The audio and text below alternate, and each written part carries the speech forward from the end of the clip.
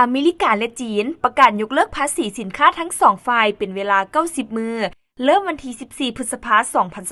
2025สำนักข่าว CNN รายงานวันที่12พฤษภาคม2025ว่าคณะผู้แทนเจรจาการค้าของอเมริกา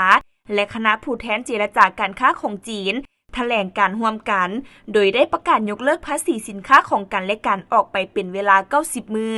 หลังจากการหารือร่วมกันระหว่างเจ้าหน้าที่ระดับสูงของทั้ง2ประเทศที่เมืองเจนีวาประเทศสวิตเซอร์แลนด์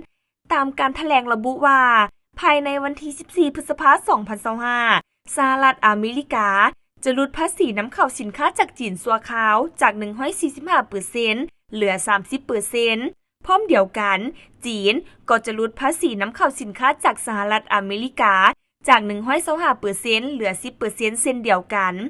ทั้ง2ฝ่ายยังได้ตกลงที่จะสร้างกลไกในการดำเนินการเจรจาความสัมพันธ์ทางเศรษฐกิจและการค้าต่อไป